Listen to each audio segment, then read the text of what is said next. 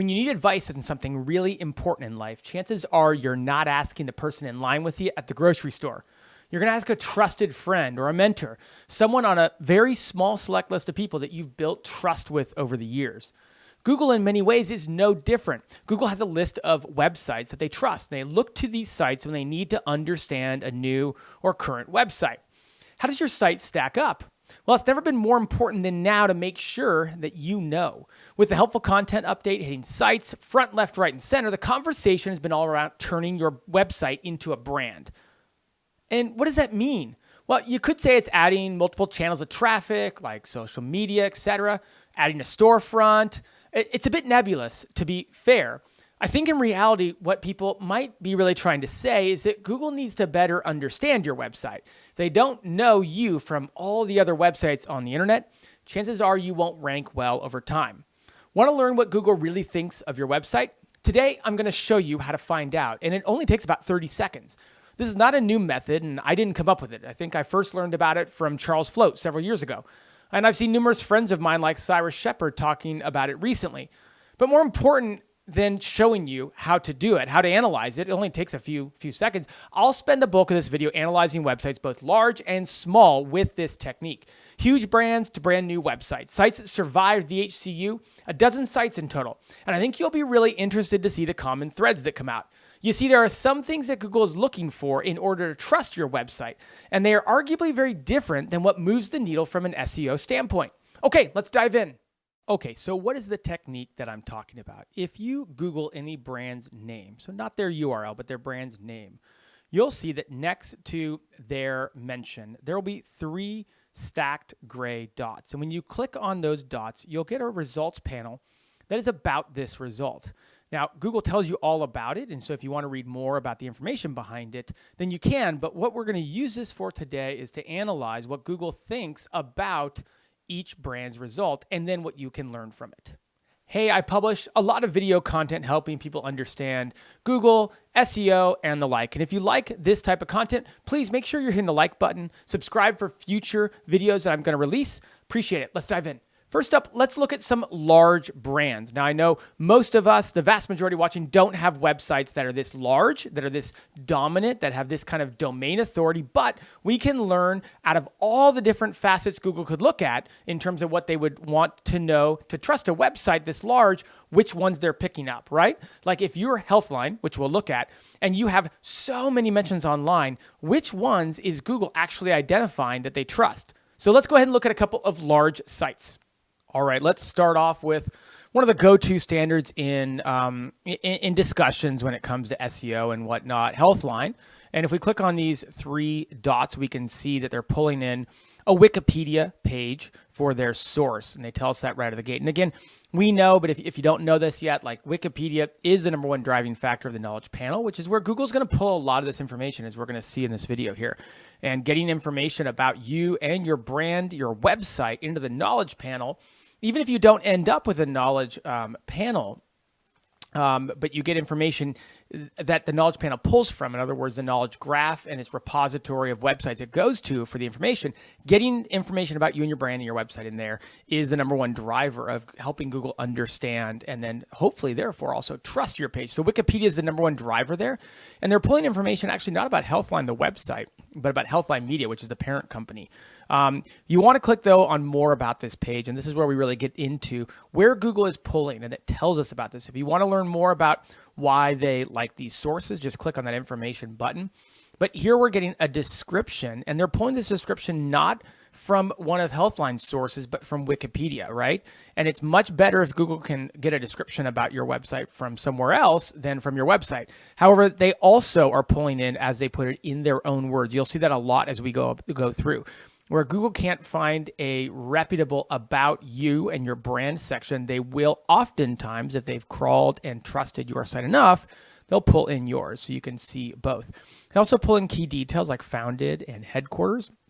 And then they get in the second section here, which is web results about the source. And we're going to start to see a clear path unveiling here, but let's look at which ones they put in their top 3.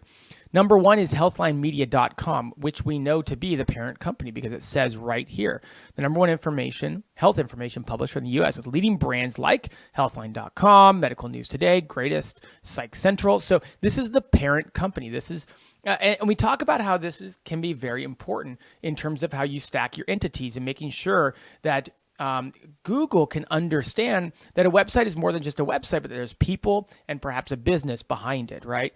We also see Crunchbase, and we know Crunchbase is becoming a bigger and bigger role based on some of the data that's been shared of late in terms of the 2023 shakeup in the Google Knowledge Panel. I'll include a link below to an article that came out about that from the founder of CaliCube. But Crunchbase is becoming more and more relevant when it comes to where Google pulls from. And sure enough, out of all the sources that Google could look at in terms of Healthline, they go to Crunchbase. And that's interesting because it's very possible for you to go out and get a Crunchbase profile about your business or your website. And then finally, they go to Trustpilot. I find it funny or odd. They go to the UK Trustpilot, and the Trustpilot scores aren't that good.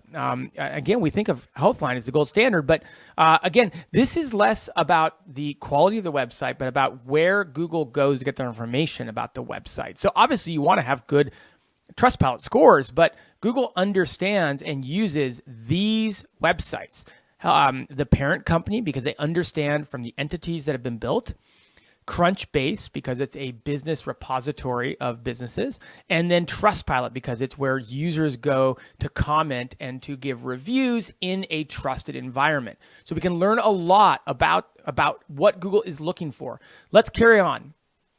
Next up, I went to ESPN, which is a very well-known and popular sports news website. We can see once again pulling in from Wikipedia. When we click on more about this, we're going to get the about from Wikipedia.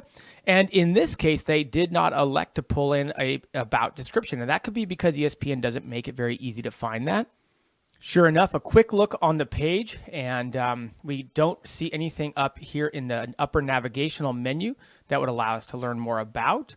When we come down here, we don't see much in terms of about. And if I scroll all the way to the bottom, down here to the footer, we do see about Nielsen management, but that's more of a ratings platform. And so I'm not saying they don't have an about page, but I am saying that perhaps they don't make it as easy for Google to learn about this brand from their own website. Going back to what they do show in terms of the web results, we do see a commonsensemedia.org. So this looks like a website review site that Google trusts and understands. We see Zippia, which is a career expert website that seems to pull in information about brands. And once again, we see Trustpilot. And again, the scores are not good. A lot of people frustrated with it, but again, Trustpilot is something that is basically intended to be trusted by Google. They're supposed to be third party. Again, going back up here, what information do they pull from Wikipedia? Founded, owned by, headquarters, the founders. This is the information that Google is telling us they understand to be the most important about the source. We're reading into it a bit when we say the most important, but it stands to reason that this would be the most important. Let's look at one more really, really big brand before we start diving into some of these smaller brands I want to show you. Next is NerdWallet. We got to go down a little bit, but NerdWallet is a very trusted brand. Once again, a Wikipedia page. And so we're seeing this very common. Like if a brand has a Wikipedia page, it almost always is going to be referenced here. And that's what we understand. Like it's the largest factor in Google's knowledge graph and the knowledge panel. When we click on more about this page, there we go. We will see again that they're pulling the about from Wikipedia and also about from their website. All they pulled in this time is the same as they did with Healthline, founded by and headquarters. Interesting that we've got some reviews from the web that are being pulled in here. I would say that makes sense, though, because the first two we looked at, Healthline and ESPN, are more media companies, whereas NerdWallet is probably still considered to be a review website first and foremost. We have web results from the source, and in this case, we have the bbb.org.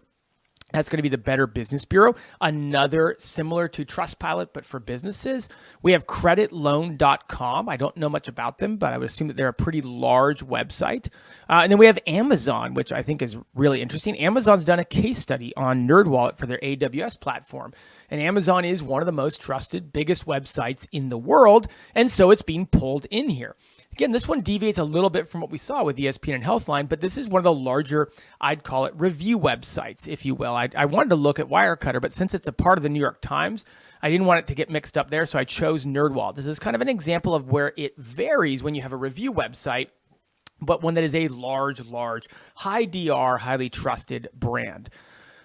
Okay, so let's be honest. Those are some really big brands, and while it's nice to look at big brands, it's not as applicable for those of us who own smaller websites. And if you're someone who runs a smaller website, then the next section might be more applicable for you. I'm going to go through some of the different websites that have been shared in success stories on the Niche Pursuits podcast, interviews that I've done with individual website owners that have succeeded, that are doing well, that are making a bunch of money per month. And let's go ahead and look at this same technique through the lens of a smaller but still yet successful website. The first site we can look at here from some of the Niche Pursuits interviews is Epic Gardening. And it's a pretty popular website when it comes to what you might consider to be a quote-unquote niche website, or one that was certainly started off that way, but that's grown into a brand. And we can see here that in this case, they don't pull in a description. And we're going to find that to be more and more the case. As soon as we get outside of the big brands, we're going to see that Google doesn't really pull in a source that they trust. It doesn't mean they don't have anything about this page, but notice that all they're telling us that it was indexed more than 10 years ago. Now, when I go to more about this page, Google looked for a description of Epic Gardening on a reference site, but couldn't find a good match. So instead, they just published their own words. It's good that they were able to go figure things out from Epic Gardening. That means they have crawled it and they understand it, but they don't have anything, in other words, in their knowledge graph that gives them a description of Epic Gardening. We'll see this play itself out, so pay attention to this. And then web results about this source. So this is, again, a fairly big website. Epic Gardening is a high DR site with a ton of traffic from a variety of different channels. And look what they're pulling. They're pulling from Kevin Espiritu, who is the founder. And this is not an incredibly popular website, kevinespiritu.com. It's really more of a bio for him. They're also pulling from Pitchbox, which is like an informational email marketing platform, and Fast Company, and a feature that fastcompany.com did, which is a large online magazine targeting business. So we're starting to get away from some of the different types of brand mentions that we had earlier and into something a little bit different. We've got some very, very low DR, but highly relevant results here. Basically, the founder's bio is the one mentioned because obviously it does talk about his part in Epic Gardening. Pitchbox, which is a large company but focused around email marketing, and then Fast Company, which is basically an online media mention, but it looks like not just a media mention, but an entire story about it. Let's go to another one that was featured on the Niche Pursuits podcast, Live, Eat, Learn, which is Sarah Bond. And we'll go ahead and click. And once again, we see the exact same thing here. So again, we're seeing that if your website doesn't have an about section on a large trusted publication in Google's knowledge panel, it's really not showing up here. Now, it does throw off a SGE result, which we'll see a couple times over again. And what we'll see here is it doesn't have, it has about the source from generative AI, but it also references different mentions online to get the SGE about the source. So this is a little confusing if you ask me. We've got beta SGE, and it's replacing where Google used to turn to like a Wikipedia or something like that. But it does speak to the importance of getting online mentions because look, here's the Niche Pursuits podcast episode that Sarah was on. And then here is something that she did for Pop Sugar, where it's a recipe on whole roasted cauliflower. And so SGE is getting a description for Sarah Bond and Live, Eat, Learn based on these references. I find that really interesting. And then, of course, we have in their own words pulled from her website. Now, which web results are they looking at? Well, it makes sense that the Niche Pursuits podcast that was referenced up here is referenced down here. But we also have ebizfacts.com. And in many ways, this looks to be a roundup of the interview she had from the podcast. But either way, We have all of her social profiles linked out. We have a very clear description of the person and her role and the blog, the website. So I have to say, like, this is doing a good job of connecting the entities here, and that's probably a lot of why Google wanted to reference them. Let me go back to the listing here. And then you have sidechef.com and just an article featuring Sarah and her website. So what we see here is how important it is, and we saw this with Epic Gardening as well. One of the resources that was pulled for Epic Gardening, and now multiple resources pulled for Live, Eat, Learn, are on feature stories on prominent publications. Feature stories where the website, the founder, the entire story is featured. And it's not a mention like we get with maybe typically with Hero links, but it's a featured story. Let's move on to another one that was featured on the podcast, the Wayward Home. And if we go to Wayward Home, once again, I'm not gonna beat this one to death. You guys understand that. We'll click on more about this page. Google looked for a description of the Wayward Home and couldn't find a match. So it did turn to the website itself. And then where are we looking here? Where are the web results that Google is surfacing? Well, we've got thedirt.com, which would be a very trusted travel-specific website. This is a travel website. So this is going to come from a very specific travel website that Google obviously trusts as a result. We've got johnnyvps.com, and it's a review of the website itself. And it's very old, 4-5 years old at this point. And then the final one is, what do we know? We have a profile. You'll see this start to play itself out more and more. We have a profile on muckrack.com. And if we go look at it, Muckrack is like a PR and journalist repository in place to kind of pitch your services, find articles, get known better. And again, what do we see here? What stands out to me is it's a very good repository of her entities, right? It clearly defines her name. It clearly defines where she owns and publishes on. And then it gives us a lot of very, very traceable and trackable information about where she's seen, okay? I can see why Google would look to this and say, oh, wow, this is a very trusted reference for the Wayward Home because it tells us all these places that she is featured connected to the Wayward Home. Do you see what's important in this environment? We're starting to see that maybe that high DR Hero mention that you got is really good from a backlink standpoint, but it's probably, we haven't seen one of those yet, and we are 6-7 websites deep. But things like this, a profile on Muckrack, where Kristen, I'm guessing, has gone in and added all of these different media mentions and stuff, that is becoming more important for Google when it comes to a trust standpoint. Last but not least, when it comes to some of the sites featured on the Niche Pursuits podcast, we've got The Modest Man. Again, no reference site. And sure enough, Google said that we looked for a description and couldn't find it. And once again, pulled from their own words. I want you to see that they are able to crawl the website. And sometimes I find results for very new websites or for sites that have not done a good job, are not getting a lot of traffic. And Google won't have even figured out their own website to crawl and find the information on. So you might say, oh, that's a fail because you haven't gotten a Wikipedia page yet. And a Wikipedia page would be great. But the fact that they know and understand, the fact that Google knows and understands where your website is and where a description of your brand is, that is a good sign. And what websites are they pulling in? Once again, we see Niche Pursuits, which is an entire feature specifically on the brand and the website itself. Reddit. Oh, we're looking, and now we're getting Reddit. So we have a Reddit thread here. It does look like a comment, but it looks like it's Ask Me Anything focused entirely on the brand. He got his brand to be talked about and to have its own subreddit, it looks like, on his website. Again, probably not moving the needle much in terms of a backlink or in terms of maybe even traffic to his website, but in terms of a trusted rollout or repository about the Modest Man, Google really likes this. And then here again, we have, once again, a feature, not a mention, not a high PR, Hero style link, not an internal link, not a guest post, but a full on profile of the Modest Man and Brock, who's behind the Modest Man. Next up, I wanted to tackle some websites that we know did well or survived from the helpful content update. What things did Google look to trust their sites as it related to ones that did well in the helpful content update? For that, I'm going to turn to an analysis that Tony Hill and I did on a recent Twitter Spaces, where we looked at 6 or so websites that survived the HCU. Tony Hill is a great follow on Twitter if you are looking to pick up more advice on SEO, and I highly recommend you give him a follow. In the meantime, take a look at 3 of the sites that definitely survived the HCU and what we can learn about this technique. First up, we'll take a look at Bonsai Empire. This was a site that we saw do very well in the HCU, the helpful content update.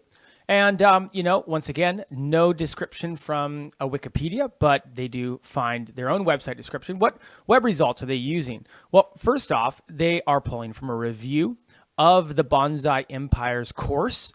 Okay, so again, we talked about hey, in the helpful content update, we're seeing the fact that websites that have business intent beyond just traffic seem to have won out, right? And so this isn't a video all about the helpful content update, but we saw that the more external non-Google traffic you had, that seemed to help. And we also saw that the more business intent that your website had, this is why e-com websites did so well. This is why brands and why individual websites with multiple monetization methods did well. Well, what do we see them pulling from? Out of all the different sources they could pull to trust, they pull a review of their course. Next, we have a forum. So they're looking at social traffic, and it's about a course. And then third, what do we have here? Once again, we have a course review. This site did well, survived very well from the helpful content update. And look at this. What did Google determine to be very trustworthy in terms of the sources that they are looking at on the web? Well, they're all about the courses they have. Take that for what you will. Next up, let's go talk about smoking-meat.com. We'll go ahead. This is a website that we commented on how it's not a very great website from an SEO or even technical standpoint. And this is where Learn to Smoke Meat with Jeff Phillips is going to be important here in a second. So we talked about how the website was not done technically very well, and it wasn't done very well in terms of an SEO standpoint. And look, Google can't even find a description on a reference site, and it couldn't find a description from its own smokingmeat.com website. So it really doesn't know much about it, but here's what it did pull in. Once again, a Reddit comment that's directly referencing his barbecue sauce from smoking-meat.com. The dude was able to get, and I'm not sure he did this, I think he's got such a following, which is what we talked about when we went over this. He's got such a following that his brand is getting mentioned by name, by domain, by URL in other places like Reddit. Next up, Smoky Meat, the Essential Guide to Real Barbecue. You tell me this guy has a book on Amazon? Yes, he does. This is a book by Jeff Phillips, right here, author, and it's got almost 2,000 reviews. Finally, we go back and we see that there's an overview of the website itself from a repository, a directory style listing like zoominfo.com. So smoking-meat.com, definitely not getting mentioned on a Wikipedia. Google can't even find information about this website on its website, but it still loves this website. And it loves this website for pretty obvious reasons. It's getting mentioned all over the internet directly by URL, by domain. He's got a book that they know and understand is the same Jeff Phillips, and it's a book on Amazon that's selling very well. It's got almost 2,000 reviews, and it's very highly reviewed. So this is a great example of a website that did not get created very well from an SEO standpoint, but Google does like, and we can learn a lot about what they look to like a site. Finally, a third site that we looked at that survived the HCU is Saws on Skates.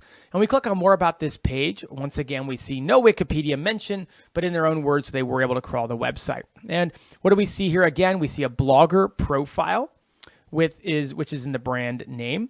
We see a Facebook page dedicated to Saws on Skates. And then we see a mention in a 30 woodworking tips. I would say that out of all the ones we've looked at so far, this is probably the weakest in terms of sources, right? This would look much more similar to sites that I saw losing from recent updates or in the helpful content update, but it does at least show the importance of things like social media, profiles that we've seen in threads throughout. Okay, finally, I'm going to turn the camera back on myself, and I'm going to go ahead and do the same analysis with two of my websites. First, we'll look at 201 Creative, which is my marketing agency, an agency that's been around since 2019. Next, we'll look at Weekend Growth. That's, the name of this channel. It's brand new. It's been around for less than a year at time of recording. The website is very, very new. And so we'll see two different websites that I control and I manage that are tied to me. One that's 4 or 5 years old and been successful in business for quite a while, and one that's very new, and you'll get to see the differences there. All right, let's dive in. You can see all the work that I probably have in front of me. So when I put in 201 Creative, I do get an SGE result, which I suppose is probably a good thing. And they're pulling from sources like Medium, Reviews, and Apollo.io. But when we scroll down below, we can see that we can click on the three dots. Again, what we're seeing is very common, is that the About is not pulled from Wikipedia if you don't have one. This is pulled from the business profile of 201 Creative. So this is a GMB, as they were called, Google My Business, which is now Google Business Profile. And this is the About page from the Google Business Profile. So they did not elect to pull the About section from my website, but actually from the business profile. And in many ways, this makes sense because this is a local business of sorts. It's in the Poway region of California.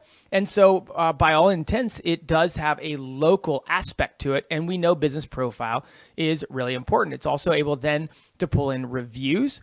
And so these are reviews from the business profile. Thank goodness we have a lot of good ones. And then let's look at the web results. So here we have Hidden Gems, Meet Jared Bauman of 201 Creative. This would go back to, this isn't a mention of the brand. This is a feature on the brand. This is not a very well trafficked website. I know for a fact it's not a very high DR website. As a matter of fact, it's a San Diego specific website, but it's again, a brand specific profile. We have the BBB, Better Business Bureau. And it looks like it has us under dental marketing, which is interesting because we are definitely a marketing agency, but don't think we specialize in dental marketing. And then we have our Crunchbase, which we saw Crunchbase at the beginning, but it does have the Crunchbase details and it does have the information listed properly. Let's move over to another brand, which is Weekend Growth. This is brand new, about a year old at time of recording. And so this is a very, very new brand. It says index February 2019. I don't know if we bought an expired domain by accident. And so when we look around, they could not find a description, and that kind of makes sense. It's also including results for Jared Bauman, which I found interesting. And that's probably because from an entity standpoint, Weekend Growth is mentioned alongside my name quite a bit. A lot of people will say, oh yeah, Jared Bauman of Weekend Growth. That's where you go learn. That's the name of this YouTube channel that you're watching this video on. So it sort of makes sense, but that means that at least I've connected this Weekend Growth entity to Jared Bauman, but it's not able. The website is not popular enough in Google's eyes to even be able to pull a description from weekendgrowth.com. And sure enough, here Weekend Growth is mentioned on my jaredbauman.com page. It's also, we have an exclusive interview where the entire article is about Jared Bauman and Weekend Growth is mentioned. And then we have a Niche Pursuits podcast interview where at the very bottom of that, the Weekend Growth newsletter is mentioned. And so again, this is an example of a very new website. And so if you're on the newer side of building a website, I'll close by saying Weekend Growth is a year or less in terms of being live. But you can even see that connecting things and once again, going back to getting features, getting mentions, and getting entire articles about your brand seems to help because even though Google does not understand much about Weekend Growth, they were able to pull Weekend Growth from being mentioned on specific features. All right, that concludes the deep dive portion. And we've gone and looked at a dozen websites. And I think that if you look back at what we've learned, it's been fascinating, right? A lot of the links that move the needle from an SEO standpoint, from a ranking standpoint, aren't the links that Google looks to when it comes to establishing trust, right? When it comes to looking at where they can get their information from and making sure that they understand your website from a trusted source. These sources tend to be things that are often overlooked. Their reviews, their social media mentions, their comments and threads in forums. They are feature articles about the brand. There are Crunchbase listings, certainly Wikipedia, but well outside of Wikipedia, we get a bit of a roadmap for what Google wants when it comes to establishing the trust in our brand. And again, all the way back to that brand conversation, certainly there's a lot of things at play. This is not a video on brand. That's a big topic. But one thing about being a brand is that there's an inherent sense of trust that Google has because you're established and you've been around.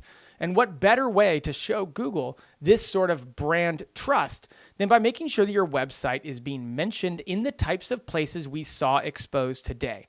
I hope this video has been really helpful. I have a lot of other videos on this channel that will help your website grow in traffic and do well in Google. I have one on the screen right in front of you now. I hope that you give me a follow so you can see future videos like this. All right, talk to you again soon.